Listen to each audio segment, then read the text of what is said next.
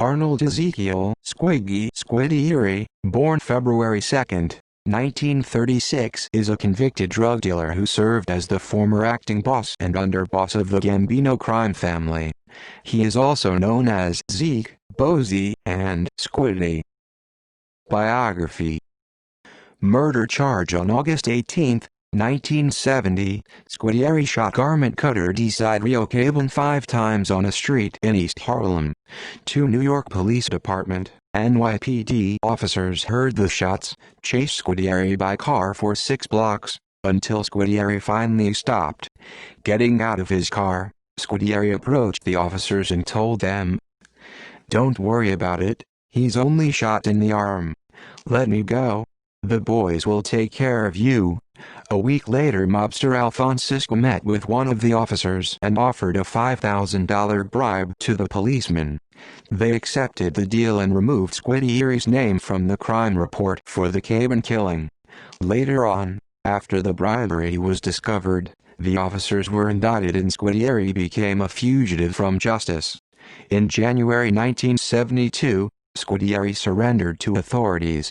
In 1973, while awaiting trial for the cabin murder, Squitieri and his wife Marie were charged with failing to file U.S. federal income tax returns for 3 years. The couple had concealed $200,000 in income in bank accounts under false names. For the tax charges, Squitieri would serve 4 years in prison. On March 14, 1973, Squitieri pleaded guilty to first-degree manslaughter in the 1970 cabin murder. Squitieri was later sentenced to 8 years in state prison. After prison release in May 1981, Squitieri was released from prison and soon began selling narcotics for the Gotti crew in New Jersey. In 1982, Squitieri was being supplied with heroin by Angela Ruggiero and Gene Gotti. In 1986, after John Gotti replaced Paul Castellano as Gambino boss, Squitieri was inducted into the family.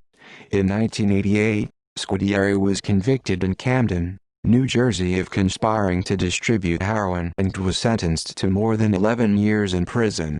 In 1999, boss John Gotti promoted Squitieri to underboss. On March 13, 1999, Squitieri was released from prison. In 2002, after the arrest of Gambino acting boss Peter Gotti, Squitieri became the new acting boss. While on parole from prison, Squitieri received a flat-panel television as a gift from undercover FBI agent Joaquin "Jack" Garcia. One evening, Squitieri was watching the TV series about the Cosa Nostra, The Sopranos, All Happy Families. On the show, family boss Anthony Soprano wants to have a troublesome family member return to prison. To do this, he sends the mobster a stolen TV set. Soprano then arranges for a parole officer to visit the man and arrest him for possessing stolen property. When the show was over, a frightened Squitieri gave away the TV and purchased his own. Confrontation with Ruudaj. During the early and mid-2000s, Squitieri had to contend with ethnic Albanian gangs' involvement with the gambling rackets in Queens. One particular threat was with the Ruudaj organization, or the corporation, run by mobster Alex Ruudaj. At first, Gregory DePalma was able to solve minor disputes, but the corporation became less cooperative over time. In September 2005, Squitieri arranged a meeting with Ruudaj at a gas station in New Jersey. When the corporation mobsters arrived, 20 armed Gambino men confronted them. FBI undercover agent known as Jack Falcone stated in his book that Squitieri told the corporation mobsters, "You took what you took and that's it, or there's gonna be a problem."